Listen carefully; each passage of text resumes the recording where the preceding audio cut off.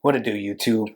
I'm David Sexton, and this is Sexton EDT. Today, I just wanted to do a quick, short video on how I get my Apple products at a good price. I know they tend to be a little bit more expensive, and a lot of times they get made fun of for such, but I want to talk to you about how I get the best value out of these products.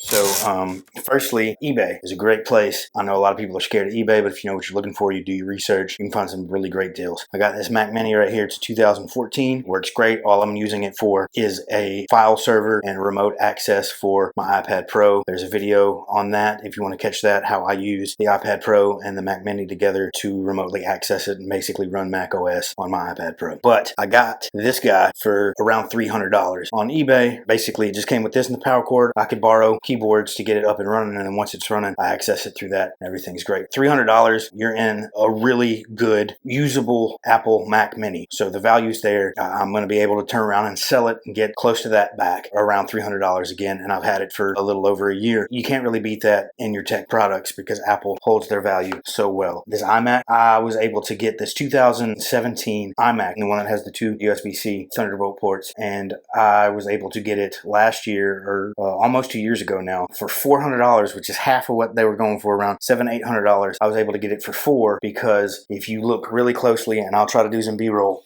there's a crack that starts here and runs along the side bezel, but does not impede into the actual screen at all. It stays on the bezel, and there was no shards. Now, granted, when I was looking at this online, I kind of did take a gamble because I wasn't sure if it was going to keep spreading or if the machine was going to be messed up at all. But it looked like from the pictures that none of the actual cracks were spreading still, and they come all the way down the side and all ended this side of the bezel, so it doesn't impede the screen at all, doesn't affect function. And so far it has been an amazing machine, and this is actually now going to be my wife's main machine, which there will be a video on if it isn't already published. It's in the editing stages now of how she uses this computer on her desk setup. So 2017 iMac for $400, 5K display. You can't beat that. You can't find a good value on Windows like that, in my opinion. Tell me why I'm wrong in the comments if you feel so inclined.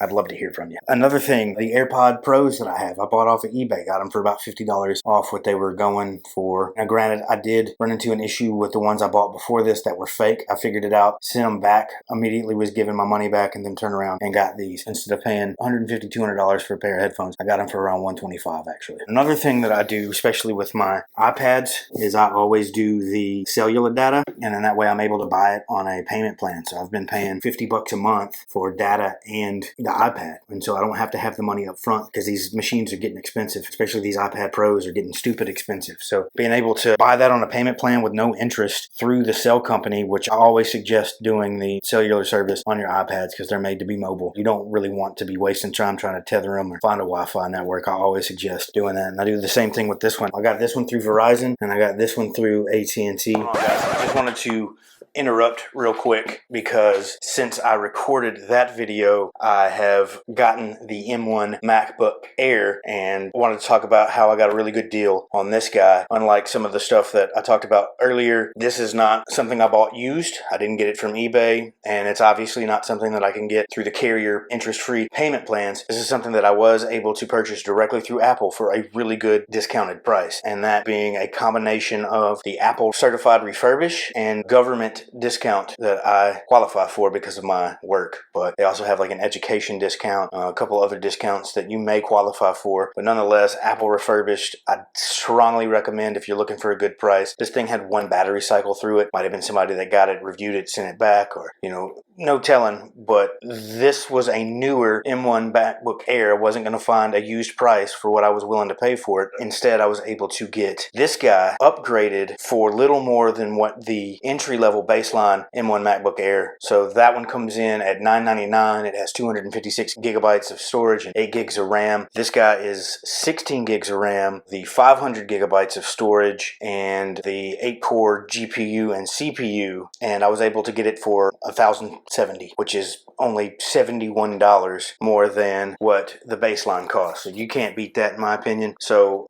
besides eBay or any other used outlet you might want to go through, or the cellular interest-free payment plans, definitely check out the Apple certified refurbished as well directly through their website, and then also take advantage of any of the government or education discounts. And with that, I'll send it back to me to close this thing out. Thanks for watching. Hopefully this was kind of helpful in how you can look for ways to save money on your Apple products. Be sure to like and subscribe for more videos in this vein. I also do some different things on bags and travel, and please like this video if you liked it, subscribe to my channel, and catch all of that goodness coming. And no matter what you do, just remember to live free or don't.